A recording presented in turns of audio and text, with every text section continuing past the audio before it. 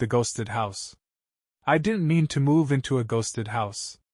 When the realtor showed me the place, it was empty, not just of furniture, but of any hint someone had ever lived there. No nail holes in the walls, nowhere marks on the floors. It was pristine, like a showroom. That should have been my first clue. The house was beautiful, a Victorian with tall windows, ornate woodwork, and a wraparound porch that seemed to beg for summer evenings with lemonade in hand. I bought it within a week of seeing it, thinking I'd stumbled upon a dream. The first night, the house felt off. Too quiet.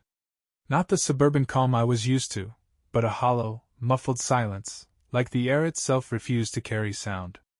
I chalked it up to being alone in a big, empty space. But then I noticed the walls. They weren't empty after all. At night, shapes started to emerge, faint outlines, like shadows burned into the wallpaper. At first, I convinced myself it was a trick of the moonlight. By the end of the week, I wasn't so sure. One night, I leaned close to inspect them, running my fingers over the faded lines. The pattern seemed deliberate, almost like a mural worn away by time. I swore I could see figures, people. Standing. Watching. Their forms grew clearer the longer I looked. Then, just as I traced the outline of what could have been a hand, I heard a soft whisper. "Don't forget me."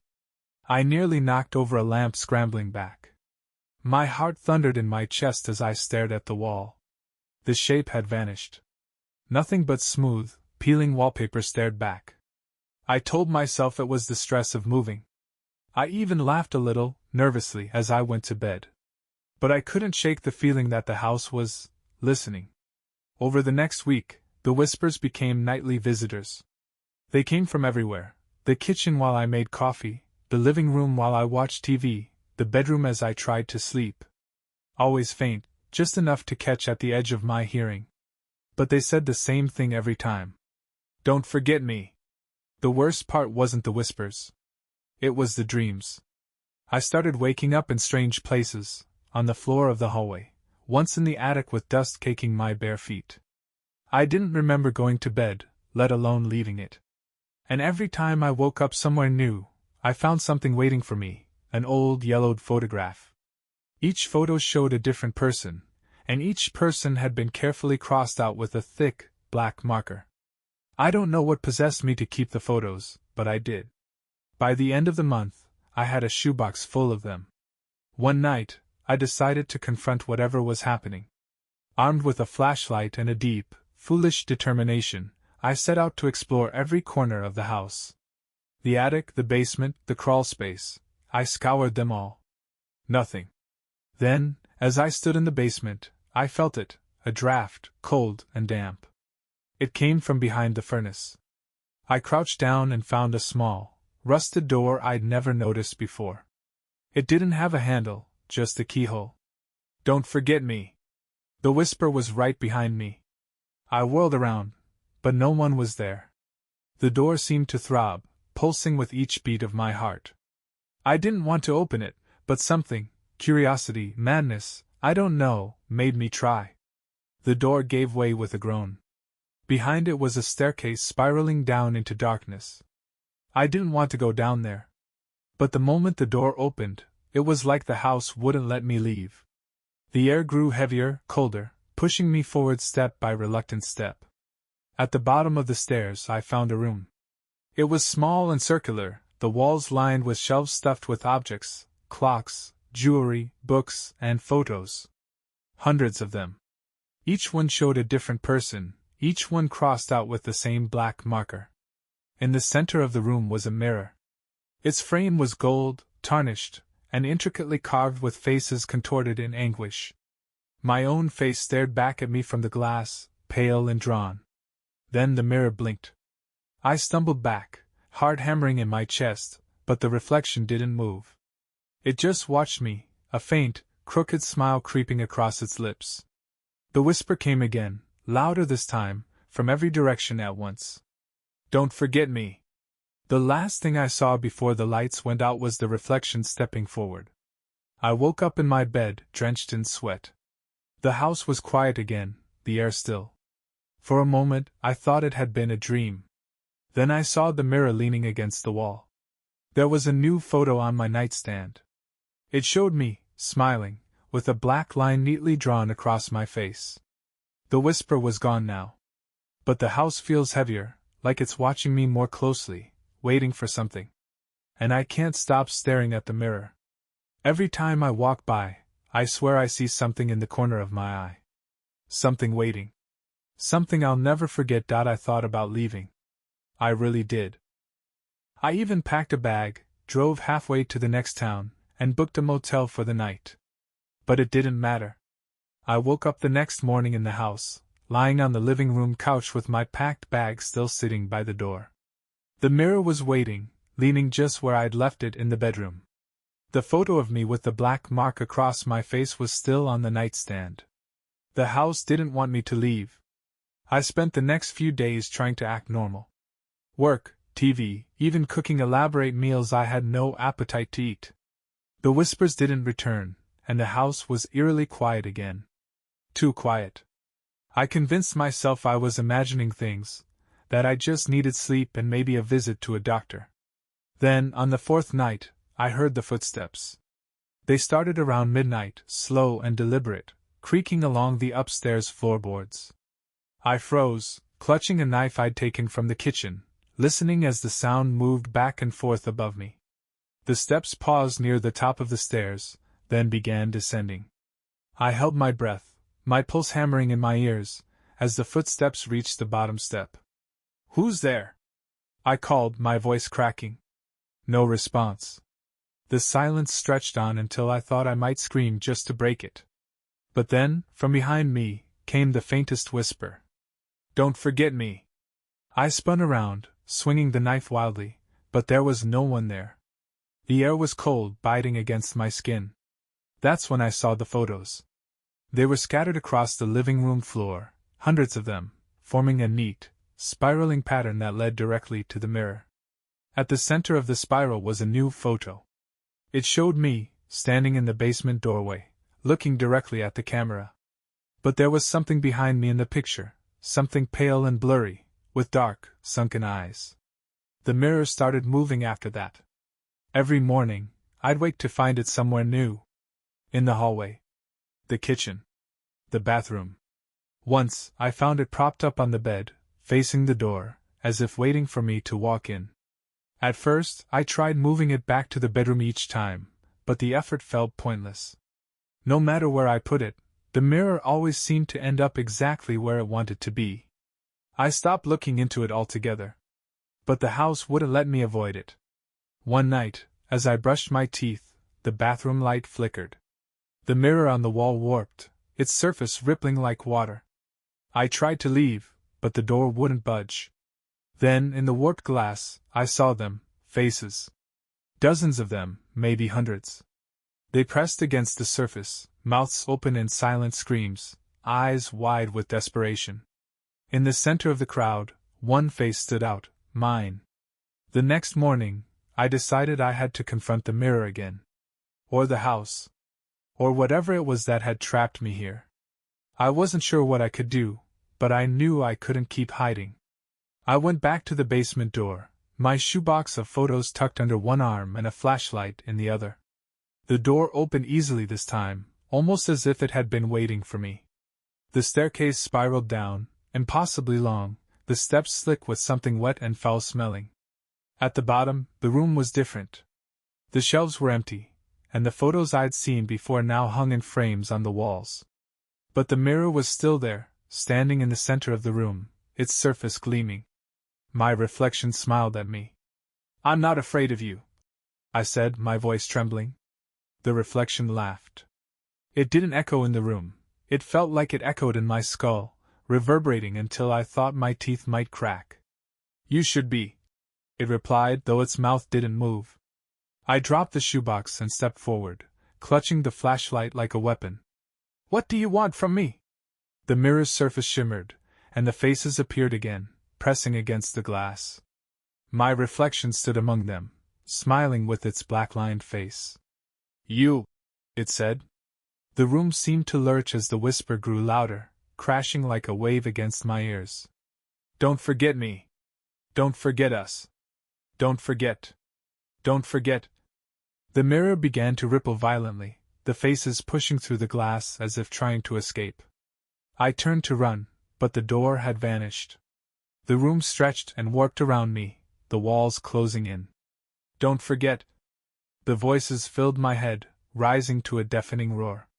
The last thing I saw before the darkness swallowed me was my reflection's smile, stretching impossibly wide. I woke up in the living room, the shoebox of photos clutched tightly in my arms. The house was silent again, but the air felt heavier, oppressive. The mirror was back in the bedroom, leaning innocently against the wall.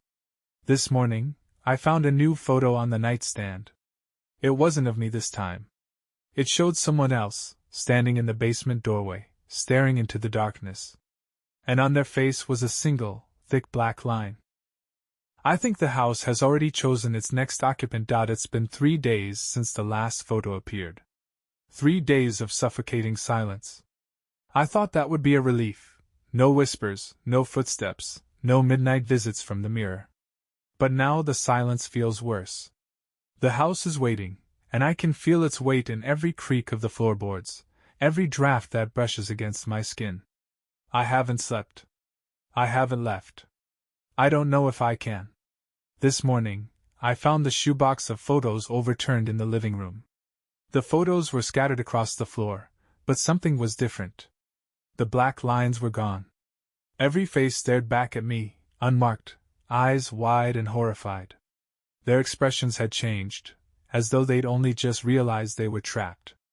I knelt down, picking up a handful of photos, and something cold swept over me. In every picture the background had shifted. They were no longer just faces. Each photo now showed the same scene, the living room of this house. The walls. The furniture. The mirror. They were all here. I tried to leave again. I threw my coat on, grabbed my car keys, and bolted for the front door. But the moment I turned the knob, the house pushed back. It wasn't like the last time, where I woke up back inside. This time, I didn't even make it out the door. The air grew thick, pressing against my chest like a vice. My vision blurred, the edges of the room swimming.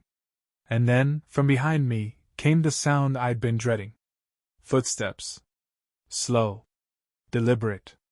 I turned, knife in hand, ready to face whatever was coming. But there was nothing. Then I saw it, the mirror. It had moved again, this time standing right in front of the staircase.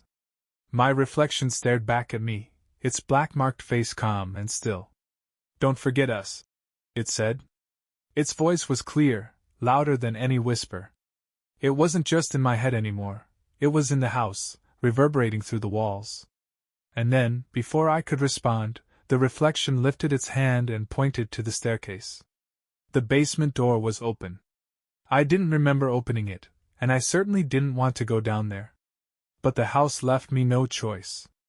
The air grew colder, denser, each step forward taking more effort than the last.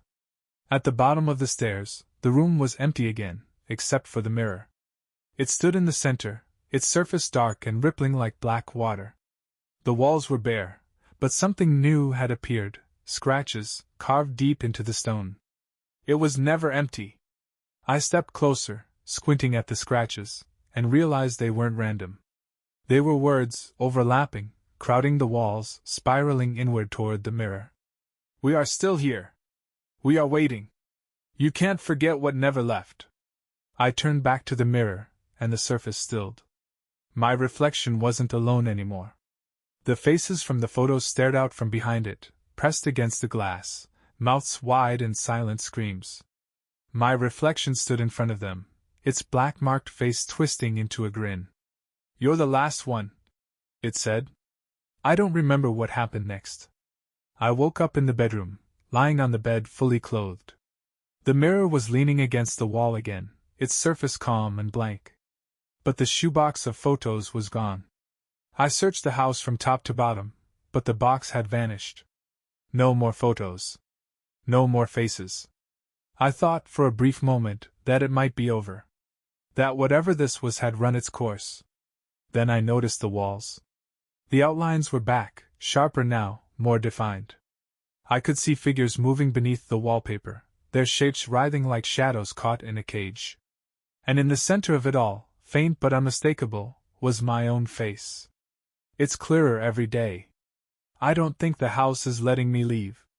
Not because it wants to keep me, but because I'm already part of it. The walls don't just hold the memories of those who lived here. They are the memories. The faces, the photos, the whispers, they're fragments, pieces of lives the house has consumed. And now it has mine. The mirror hasn't moved in days. It doesn't need to. Every time I walk past it, I see the same thing, my reflection, smiling, with the thick black line carved across my face. I can feel the house pulling me deeper, anchoring me to its bones. I'm writing this as a warning, though I don't know if it will make it out. If you ever find a house like this, silent, pristine, untouched, don't go inside. Don't unpack. Don't stay. Because once the house remembers you, there's no leaving. Not ever. I don't know how much time has passed. Days? Weeks? The house has a way of blurring time, folding it in on itself like a crumpled piece of paper. I've stopped bothering with clocks. They don't work here anyway. The walls are worse now. At first, it was just outlines. Now, the figures are moving, slowly, like they're trapped beneath ice, pressing against the wallpaper as if trying to break through. Sometimes, I see their faces. Sometimes I see mine. Last night, I heard the whisper again. Don't forget us. It came from the basement. I tried to ignore it, to pretend I didn't hear, but the whisper grew louder, more insistent. By the time midnight rolled around, it wasn't a whisper anymore. It was a chorus, voices overlapping, crashing against my skull like waves. I couldn't resist. The basement door was already open when I got there, the staircase yawning into darkness. The mirror was waiting at the bottom, just like before. But this time, something was different. The room was full of shadows. They writhed and twisted across the walls, their shapes impossible to follow. Faces emerged and disappeared, eyes glowing faintly in the dark. They weren't just reflections anymore. They were alive. The mirror pulsed, its surface rippling like water disturbed by a stone. My reflection stared out at me, but it wasn't smiling this time. You've been here before, it said. Its voice was mine, but hollow, distant, as if it had been dragged across centuries to reach me. No, I whispered, shaking my head. You've always been here, it replied, and the shadows surged forward. The room stretched and warped as the shadows closed in. I stumbled back, but there was nowhere to go. The walls twisted into a spiral, the carvings on their surface glowing faintly. It was never empty. You were never alone. The mirror's surface shimmered, and my reflection stepped out. It wasn't just an image anymore, it was solid, real, and it was grinning. I've been waiting for you, it said, its voice low and soft, like a knife sliding into flesh. I backed away, heart pounding, but the room wouldn't let me go. The shadows wrapped around me, cold and suffocating, dragging me toward the mirror. Let me go! I screamed, but the reflection only laughed. You're already home, it said. I don't know how I got back to the bedroom. The mirror is there now, its surface calm and smooth, but I can't look at it. I don't trust what I'll see. The walls are alive, pulsing faintly with the rhythm of a heartbeat. I think it's mine. This morning, I found a new photo on the nightstand. It's me again, but different. My face is gaunt, my eyes sunken. There are scratches on my arms, my clothes tattered. I don't remember posing for it. I've started hearing footsteps again, but they aren't coming from the hall or the stairs. They're inside the walls now, moving closer every night. The shadows have started to seep out of the basement. They crawl along the floors, reaching for me, but they disappear whenever I turn on the lights. I'm running out of light bulbs. I've been thinking about what the house said, what the reflection said. You've always been here. It doesn't make sense. I remember buying this place. I remember moving in. But the longer I stay, the more those memories feel wrong. Like they belonged to someone else. Like they were given to me. The mirror moved again last night. I woke up to find it propped up at the foot of my bed, its surface glowing faintly in the dark. My reflection was sitting on the edge of the bed, watching me. "You can't leave," it said. "I'll find a way," I replied, my voice trembling. It smiled, the black line across its face twisting into a grotesque curve. "There is no way," it said. "I don't know if I'm writing this for myself or for whoever finds it. If you're reading this, the house has already chosen you. Don't fight it. Don't run. It won't let you. You'll end up here, just like me. Just like all the others. The house remembers. And now so will you." I can hear the footsteps again. They're closer now, almost at the door. The shadows are spilling in from the hallway, pooling around the bed. The mirror is glowing, brighter than ever. My reflection is waiting, its smile sharp and cruel. I don't think I'll be here much longer. But the house will. It always does. I'm not alone anymore. I wish I were. The shadows have stopped retreating when I turn on the lights. They cling to the corners, lurking, twisting into shapes that shouldn't be possible. Sometimes they look like hands, long, thin fingers curling against the walls. Sometimes they look like faces. Last night, one of them whispered my name. The mirror has moved again. It's in the kitchen now, leaning against the counter. I've stopped trying to put it back. What's the point? It follows me wherever I go, its surface rippling like the surface of a pond disturbed by a stone. Sometimes I see things in the glass, flashes of the basement, the scattered photos, the faces screaming silently from within. But more often I see myself. Not the version of me sitting in this house. The other me. It moves differently, more fluid, more purposeful. It watches me like a predator sizing up its prey, its black-lined grin stretching wider every day. I tried to leave again this morning. The front door wouldn't budge, of course, but the windows seemed different. They weren't warped anymore, and I could see the street outside, the empty road stretching away into the distance. I grabbed a chair and threw it at the glass. It shattered, and for a moment I felt hope. Cold air rushed in, stinging my face as I stepped toward the broken window. Then the shadows poured out of the walls. They surged toward the window, twisting together into a dense, writhing mass that filled the opening, blocking the light. "No!" I whispered, stumbling back. The mass pulsed, its surface rippling. Faces emerged, one by one, their mouths open in silent screams. The shadows didn't stop me from reaching the window. They didn't need to. When I touched the glass, it wasn't cold. It wasn't glass at all. It was a mirror. I think the house is alive. Not haunted, alive. The walls breathe. The floors creak with purpose. The air shifts and flows like it's responding to my movements. And the house remembers.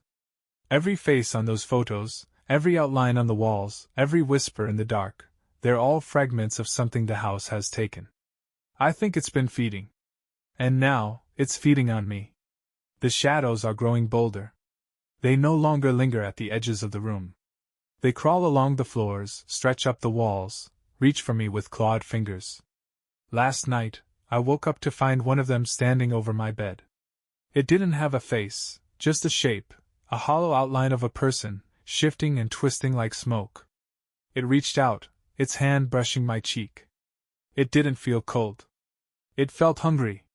The mirror has stopped moving. It's back in the bedroom now, standing in the corner like it's waiting for something. When I look into it, I don't see my reflection anymore. I see the house. The basement. The walls. The faces. And in the center of it all, I see myself. Not the version sitting here, writing this. The other one. The real one. I don't think I'm alive anymore. Not fully. The shadows have taken too much. The whispers are louder now, constant, filling my head with fragments of words, fragments of memories. I don't know if they're mine. I don't know if I have memories anymore. The house is almost done with me. I can feel it, deep in my bones, in the rhythm of my heartbeat slowing to match the pulsing of the walls. When I look at the mirror now, I see the truth. I was never meant to leave. I was never meant to be anything more than a part of this place. And soon I will be.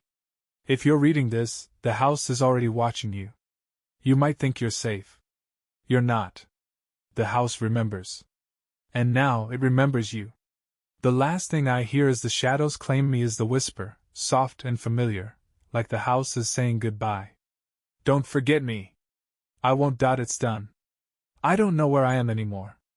I can still feel the house, the walls breathing, the shadows twisting, but it feels distant now. Like I'm looking at it from the inside out, or maybe the outside in. I'm not afraid. Not anymore. The mirror was the last piece. When I finally looked into it, really looked, I saw the house for what it was. Not just a place, but a thing, alive and ancient. Its walls weren't wood and plaster. They were memory and hunger, built from everyone it had ever consumed. And the mirror? That wasn't a reflection. It was a window. A doorway. When I stepped through, I became part of it. I can feel the others now. The ones who came before me. Their whispers echo through the house, faint and fragmented. They're not trapped, not really. They're waiting. We're all waiting. The house isn't done. It's never done. I don't know how much of me is still me. My name, my face, my life before the house, it's all slipping away, replaced by the pull of its walls, the thrum of its endless hunger. But there's a purpose here, a rhythm to the house's consuming. It doesn't just feed, it grows, stretches, remembers. And it always finds someone new. If you're reading this, the house has already seen you. You might feel a chill, a shadow at the corner of your eye, or a whisper you can't quite catch. That's how it starts. You'll think you can resist it, that you'll leave before it takes you. But you won't. The house doesn't need you to walk through its doors. It doesn't even need you to see it. All it needs is a thought, a fragment of curiosity. And now it has yours. I can feel it growing again. The walls are stretching, the rooms multiplying, making space for something new. For you. The last thing I'll leave you with is this. When the house calls, you'll come. You won't have a choice. You'll feel the pull, the ache in your bones, the whisper in your head. And when you step inside, the door will close behind you. It always does. Don't forget me. Because I won't forget you.